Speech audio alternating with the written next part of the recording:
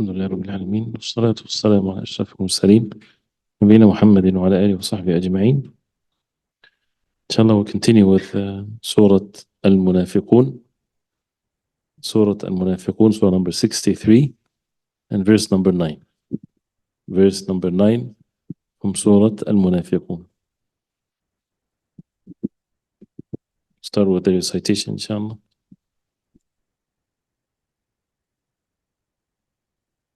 أعوذ بالله من الشيطان الرجيم. يا أيها الذين آمنوا لا تلهكم أموالكم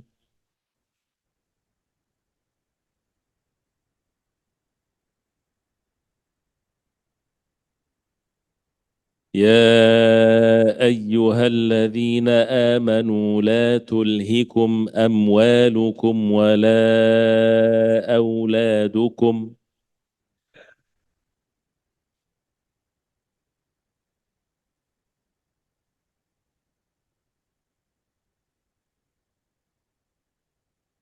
عن ذكر الله.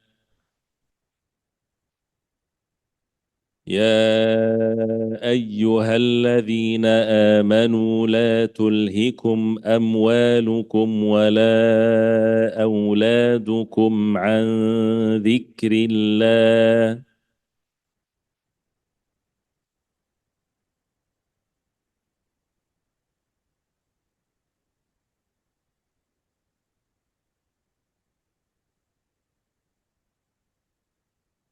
ومن يفعل ذلك فأولئك هم الخاسرون.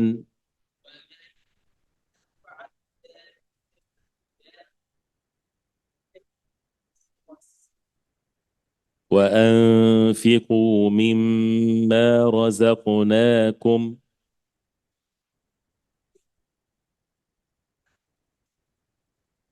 وأنفقوا مما رزقناكم من قبل أن يأتي أحدكم الموت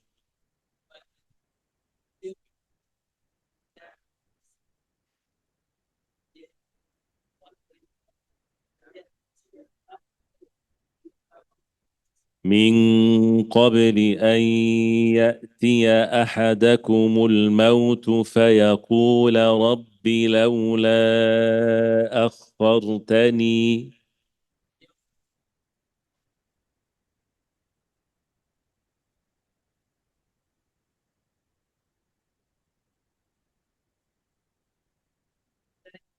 فيقول رب لولا أخرتني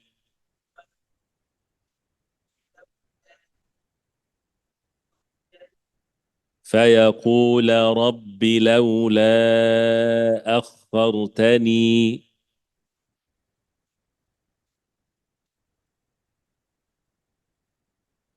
فيقول رب لولا أخرتني إلى أجل قريب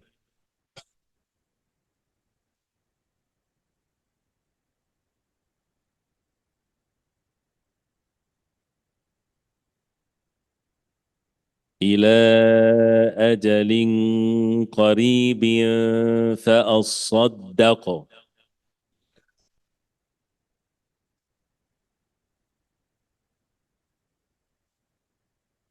فأصدق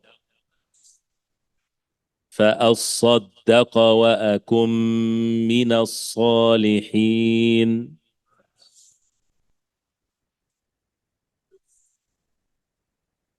ولن يؤخر الله نفسا إذا جاء أجلها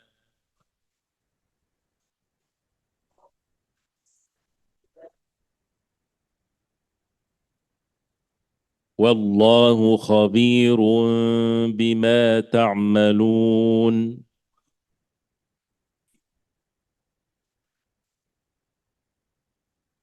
So here يا أيها الذين آمنوا ذمت لا تلهكم أموالكم ولا another مد أولادكم عن ذكر الله إخفاء عن ذكر الله ومن إدغام وغنى ومن يفعل ذلك فأولئك مد 5 counts هم الخاسرون وأنفقوا إخفاء again your mouth is on the shape of the فاء وأنفقوا مما نون وسكون after it ميم إدغام غنى مما رزقناكم the قاف is قلقلة رزقناكم and then you two memes رزقناكم and then من another إخفاء من قبل the باء with سكون قلقلة من قبل أي two counts إضغام أن يأتي أحدكم الموت فيقول ربي pay attention here because there's no ياء I heard ربي no it's not ربي it's as you see باء with a شدة and a كسرة so there's no مد there's no stretch to it no stretch to the كسرة so you say فيقول ربي لولا ربي لولا ربي لولا right without a ياء فيقول ربي لولا and then مد أخرتني you stretch this one here and you have a مد even if you stop at أخرتني you say لولا أخرتني if you stop at رب say for the sake of how would you stop yeah رب right because there's no ياء in أخرتني there's the ياء إلى مد أجل إخفاء أجل قريب another إخفاء فأصدق شد on the صاد شد on the دال فأصدق فأصدق نعم وأكن من الصالحين نون سكون after it ميم and then من الصالحين ولن يؤخر الله إدغام ولن يؤخر الله نفسا إذا نو غنة here نفسا إذا جاء the مد أجلها والله خبير بما والله خبير as you see the meme تنوين after it باء خبير بما تعملون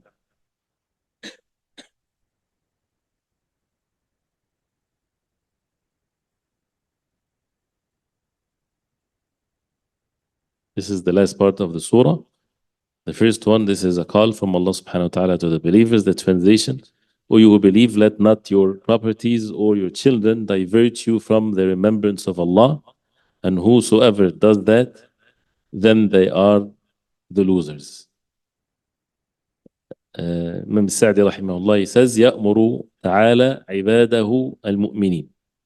Allah subhanahu wa ta'ala is commanding his ibad, the believers, بالإكثار من ذكره, to make lots of dhikr of Allah subhanahu wa ta'ala.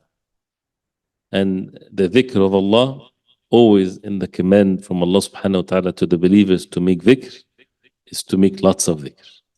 يا الذين آمنوا اذكروا الله ذكرا كثيرا. Make lots of dhikr to Allah subhanahu wa ta'ala. والذاكرين الله كثيرا والذاكرات. When Allah subhanahu wa ta'ala praised the believing men and women, one of their characteristics is وَالذَّاكِرِينَ Allah. The men, those who remember Allah subhanahu wa ta'ala كثيرا, a lot, in abundance, وَالذَّاكِرَات. And the females, both males and females. So here, يَا الَّذِينَ آمَنُوا لَا تُلْهِكُمْ. The command here, do not be diverted away. So that means in itself is a command from Allah to make lots of dhikr. He says, يأمر تعالى عباده المؤمنين بالإكثار من ذكره. If you look at the ayah, يا أيها الذين آمنوا لا تلهكم أموالكم ولا أولادكم عن ذكر الله. Do not make these two things, your أموال, your wealth, money, properties, whatever you own, and nor your أولاد, your offsprings, those who depend on you, do not make these two things divert you away. We'll talk about tulhikum عن ذكر الله, away from the dhikr of Allah. So what that means, as you see here, see how the tafsir says, the command is to do what? Is to make lots of dhikr. because this is the original status of the person. You're always in making dhikr. Then things will try to take you away. You have to come back. So that means the norm is that he's making lots of dhikr to Allah subhanahu wa ta'ala. So فَإِنَّ فِي ذَلِكَ الرِّبْحُ وَالْفَلَاحُ. And that is the ribh, is the profit and the success. Of course, the dhikr of Allah needs to be explained. وَالْخَيْرَاتِ الْكَثِيرَةِ. Lots of khayrat and goodness. وَيَنْهَاهُمْ. Allah subhanahu wa ta'ala is forbidding the believers أَن تَشْغَلَهُمْ أَمْوَالُهُمْ وَأَوْلَادُهُمْ عَنْ ذِكْرِ. That their wealth and their offsprings would make them busy away from the dhikr of Allah. Why these two? He says فإن محبة المال والأولاد مجبولة عليها أكثر النفوس. The love of one's wealth and one's children, the nufus, the nafs, مجبولة. That means it's by default has it. This is al-jibilla, is the original creation, the original form of the human being. Allah subhanahu wa ta'ala created us all with things that present in all of the human beings. Some things like that, and some things you earn it, right? So it's very important to know what's in every single human being. You're born with certain things. One of which is we are all born as human beings, are born with the love of these two things. وَإِنَّهُ لِحُبِّ الْخَيْرِ لَشَدِيد. Indeed, the human being, لِحُبِّ الْخَيْرِ. Al-khayr here is the money, shadid, intense. So whether it's the biggest alim in the world or the worst believer in the world, doesn't matter. They all have this in them. But some worked on themselves and they made themselves understand the means and the goals and things like this, and they fulfilled the rights of Allah. And others, they let themselves to be following their desires. But they all have this, right? And the same thing with shahawat, with desires and things like this. Some people think that if someone is righteous or is away from sins, that means he has no desires. Then that's what the purpose of being righteous then. No, it's a person that is able by the will of Allah to control himself versus someone that is weak. So again, mahabbat, so the love of the wealth and offsprings and so on, this is jibilla. Jibilla means you cannot detach this from oneself. That's why even if if one's offsprings are disbelievers, the same thing if a mother or father is a disbeliever, there's anything that a person would say, do not love your mother because she's a disbeliever? Of course not. It's jibillah. The deen of Islam does not change your fitra, your jibillah, your innate. Right? It's against yourself. Nobody will be able to do that. But the religious love and hate is something else. But the jibillah, the natural part of oneself, there is no such a thing in the deen of Islam to kill it altogether. No, it's just to direct it so that it does not become a source, or becomes an enemy to the person. So this is majbulatun alayha akthar nufus, and it's important to know that so that a person know how to deal with things. This is something that is, as one of the companions of the Prophet alayhi salatu wasalam, when the Prophet alayhi salatu wasalam, he said to him that فيك خصلتين يحبهم الله ورسوله. You have two qualities that Allah subhanahu wa ta'ala love and His Messenger sallallahu alaihi wasallam. Al-hilm wal-ana, that you're forbearing and you take your time to do things.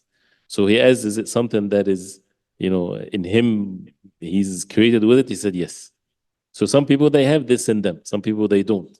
But even if you don't have it, if it's something that we are supposed to have it, then you have to take the means to acquire it. Some people, it's easy for them to be patient.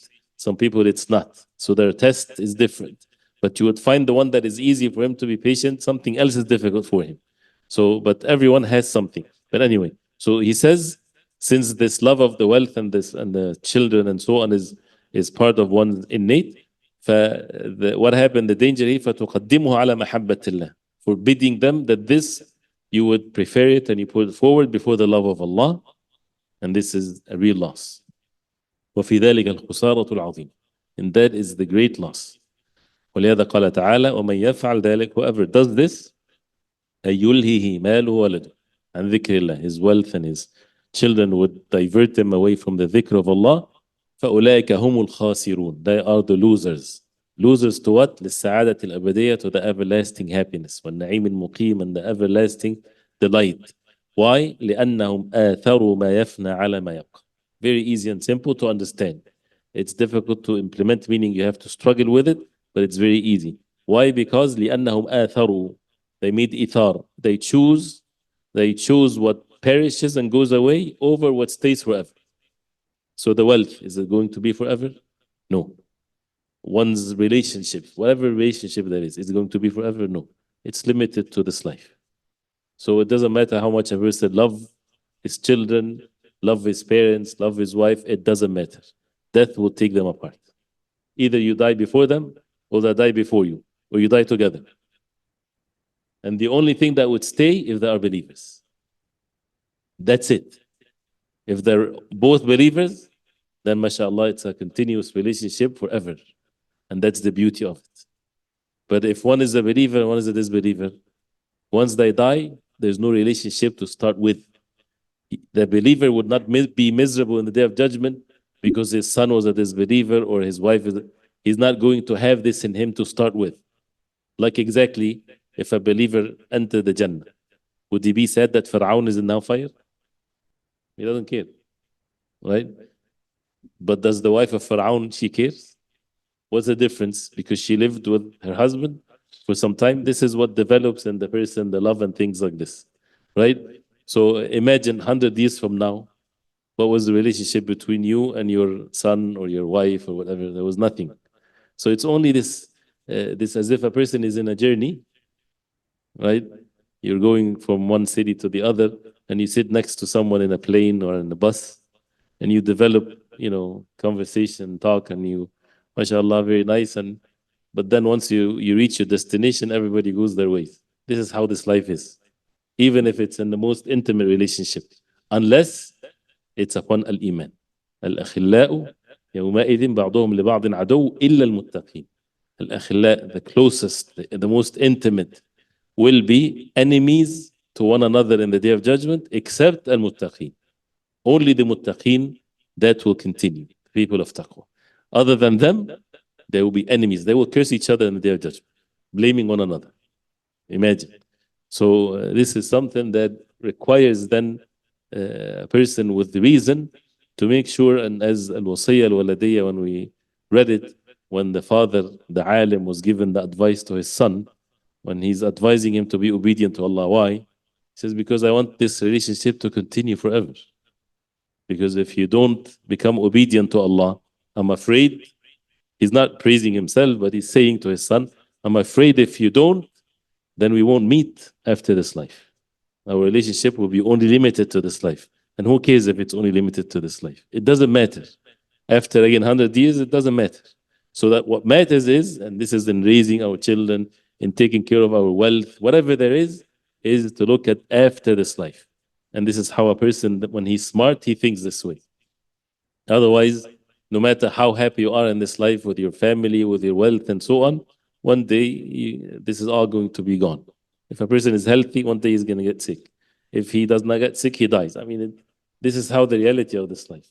So the only thing that makes a person happy in this life is the hereafter and nothing else. And that's why al-iman. Everybody will face misery one way or the other. The moment of death is such a miserable thing. May Allah subhanahu wa ta'ala protect us. Allah subhanahu wa ta'ala called it musibatul maut, musiba, calamity of death. It's calamity for everyone except the believers. This is the most joyful moment for the believers when their souls are coming out. Because onward, this is the best. They don't want to come back to this world anymore. Everyone else, it's the worst coming thing for them. So this is how the person would be steadfast upon the deen of Allah. So this is the loss. فَأُولَٰئِكَ هُمُ الْخَاسِرُونَ. Because they chose مَا يَفْنَى عَلَى مَا يَبْقَى. Ibn Qayyim rahimahullah, when he said this is a qaida, principle that should never escape. That whoever آثر, whoever choose الفاني على الباقي, أجمع العقلاء. All the people with reason and intellect, they have consensus that whoever, at least take it in principle, whoever chooses al-fani, whoever chooses the perishable one over the al-baqi, over the everlasting one, he's something wrong with his reason. He's not intellectual. He's dumb. He's a fool. Right? You can trick a child with this. And anyone with reason, give you something that for just one day versus something better than it but for a longer time. So this is إثار الفاني على الباقي. And Allah subhanahu wa ta'ala says, إِنَّمَا أَمْوَالُكُمْ وَأَوْلَادُكُمْ fitna. Another ayah, your wealth and your children are fitna for you, trial for you, test for you. وَاللَّهُ عِنْدَهُ أَجْرٌ عَظِيم. And with Allah subhanahu wa ta'ala is the great rewards. So the ayah here, after the verses talks about the hypocrites and so on, then the surah ends with this call from Allah subhanahu wa ta'ala to the believers. لا تلهيكم أموالكم. الإلهاء here are levels. What's sinful, of course, if it diverts the person away from what Allah subhanahu wa ta'ala created us for. Whether it's even matters of iman to start with, the matters of obligations. You have one's wealth, divert him away from the salah because he's busy with his wealth. So he doesn't make the salah. Or he does not make salah in jama'ah. Right? Do not make your wealth divert you away from what Allah subhanahu wa ta'ala obligated upon you to worship. Don't tell me, no, not tell me. I mean, don't say the environment, I mean this and that. Abdullah wasi'. The earth of Allah is so vast. We have to find all kinds of excuses to miss the salah. What is the most important thing in one's life? The deen of Allah subhanahu wa ta'ala. If a person is in any place and he's making salatul jama'ah in the masjid, he's a successful person. It doesn't matter what he's changing the world or not. Doesn't matter. So putting things in the right perspective. So if a person is not able to do that, yes, the Prophet ﷺ praised the shepherd when he's in the desert and there's no masajid around and it's time for the salah, he makes the adhan and he makes the salah. Allah subhanahu wa ta'ala likes such a person. Allah subhanahu wa ta'ala ya'jab.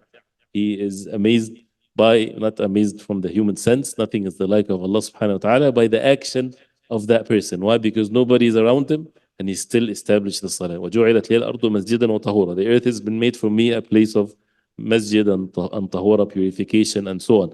But again, what is the ilha? What is the diverting what?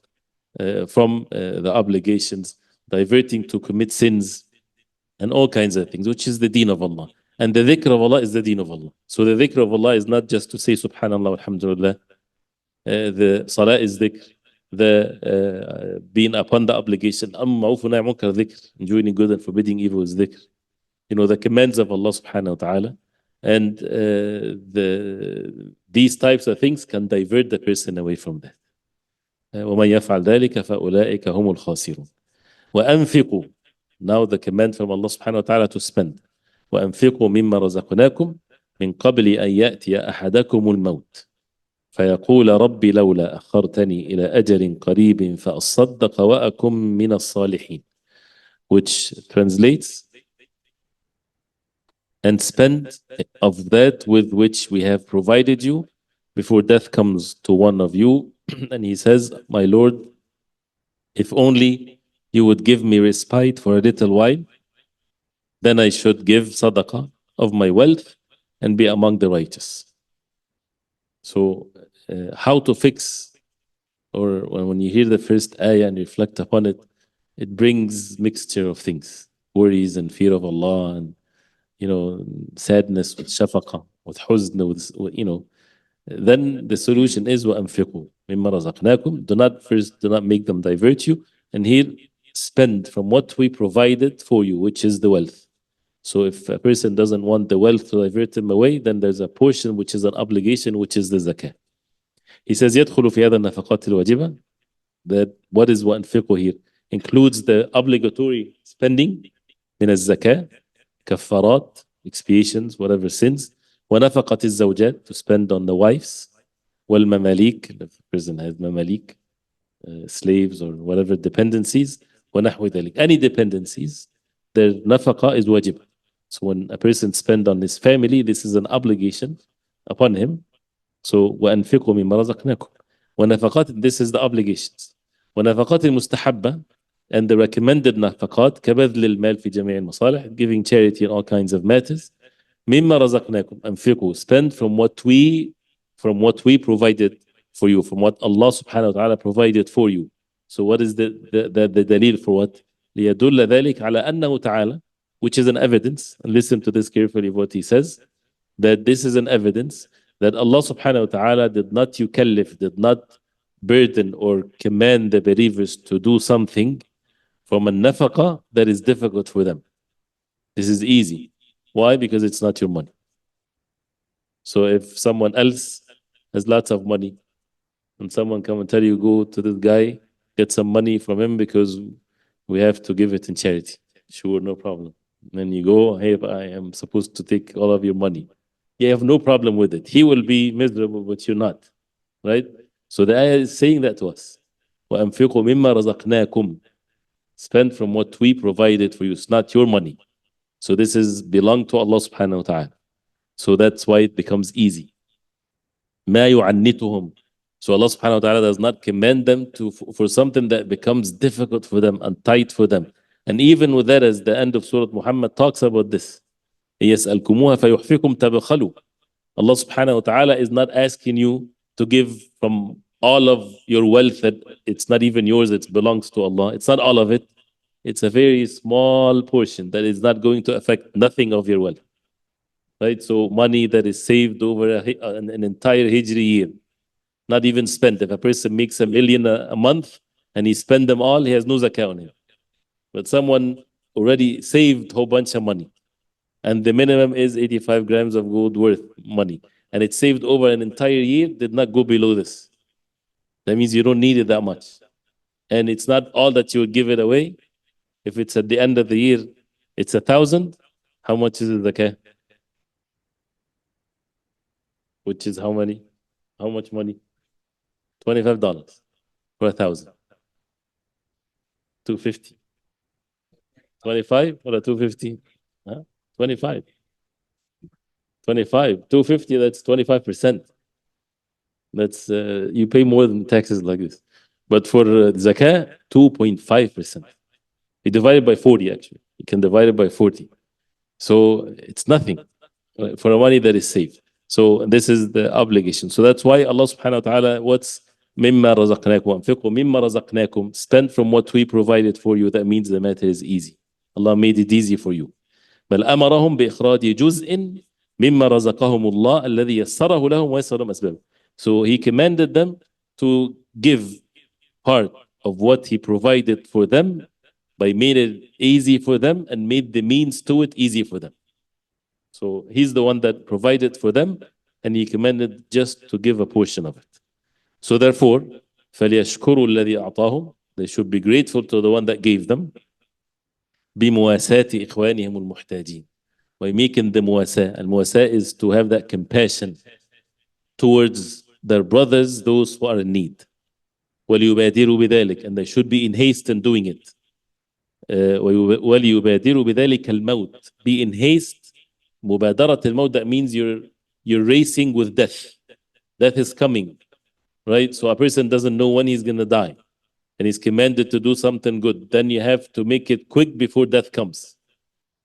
الذي إذا جاء لم يمكن العبد أن يأتي بمثقال ذرة من خير.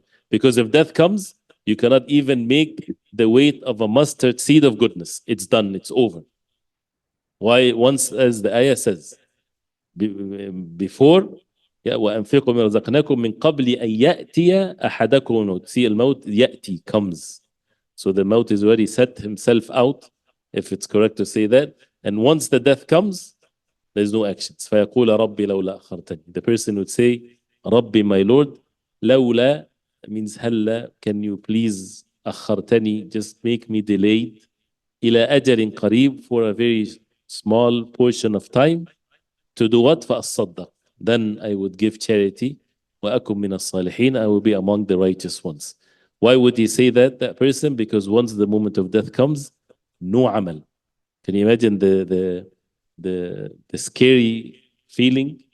A person now, he has the ease of amal. We have the ability to, you want to do a good deed, go for it.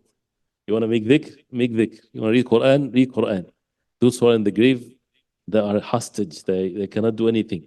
Amal is done, and they see the effect of it, and they wish they can come back. They look at the people of this dunya. If they think of the people of the dunya, how foolish they are, because they don't know the value of this life. And if a person wants to come back from after being dead, if they're allowed, what would they choose to do? فَأَصَّدَّقْ. So that they would give charity. And وَأَكُمْ مِنَ الصَّالِحِينَ, and I be from the righteous ones. So those who are still alive, let them be grateful to Allah that Allah subhanahu wa ta'ala gave them. Still there is a chance, right? And then Allah knows best when it's going to end. So before the death comes, when a person is not able to do even the weight of a mustard seed, من قبل أن يأتي أحدكم الموت فيقول, and that person would say متحسرا, فيقول, القول here, the speech, متحسرا, regretful, على ما فرط في وقت الإمكان, when, regretful of what he let loose when he had the ability to do it.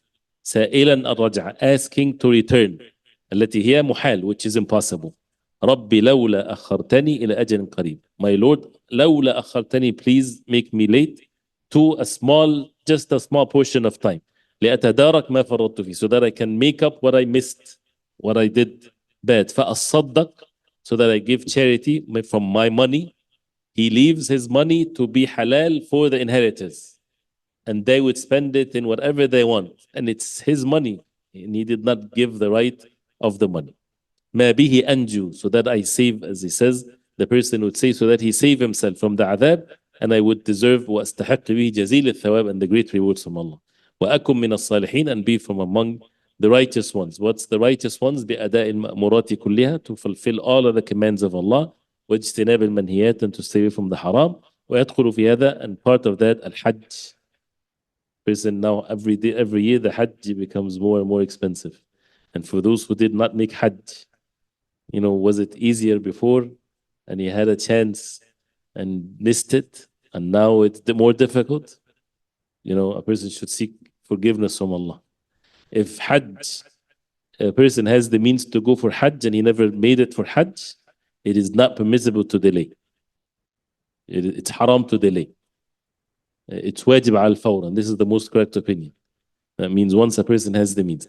So, وهذا السؤال والتمني, and this su'al, this questioning from that person and hoping, قد فات وقته. Its time had passed. So when they ask, he's asking Allah, right? Too late. Right? The same thing like a sabr. Allah subhanahu wa ta'ala, when is the time to make sabr? In this world. You get rewarded for it. But when in the day of judgment, فَإِن يَصْبِرُوا, Allah subhanahu wa ta'ala said about the disbelievers, فَإِن يَصْبِرُوا فَالنَّارُ مَثْوًى لَهُمْ. If they are patient, hellfire is going to be still their place. Patience is not going to benefit them. There's no patience then for them. So the same thing as su'al wa tamanni, asking and hoping, it was valid while they're still alive. After, once the moment of death comes, there's no point of it. فات وقته, it already passed. ولا يمكن تداركه, and a person cannot bring it back. So there's no better and stronger admonition to the hearts better than this, the words of Allah subhanahu wa ta'ala, and showing the reality of things. And then we would see how the most wise among the human beings were the prophets of Allah, the Sahaba radiallahu anhum, the righteous ones. They did not waste their life. And to put things in the right perspective. Still, the last ayah, we don't have time, we'll stop here inshallah ta'ala, so that we can remind ourselves again inshallah. And we ask Allah subhanahu wa ta'ala to make us among those who are guided by what we hear and to implement it in our life inshallah. And remember that in Surah Al-Munafiqoon, the Prophet ﷺ would recite it every Jumu'ah. The first rak'ah Surah Al-Jumu'ah, and the second rak'ah Surah Al-Munafiqoon. And other times Al-A'la wal-Ghashiyah. So it's a constant reminders that the believers should listen to. And the first one also with the surah, how the end of Surah Al-Jumu'ah, Allah subhanahu wa ta'ala forbid the believers from what? Leaving the Jumu'ah and being busy with their trade and things like this. And Allah subhanahu wa ta'ala says, قُلْ مَا عِنْدَ اللَّهِ خَيْرٌ مِنَ اللَّهْوِ وَمِنَ التِّجَارِ. What's with Allah subhanahu wa ta'ala is better than Allah, the things that diverts the person. And Allah is all these amusement things and things that divert the people, and it's better than the tijar. And then you see how the end of the surah, Surah Al-Munafiqoon, relates to the end of Surah Al-Jumu'ah. صلى الله وسلم وبارك على محمد وصحبه وسلم. سبحانك اللهم ربنا بحمدك أشهد أن لا إله إلا أنت أستغفرك وأتوب إليك.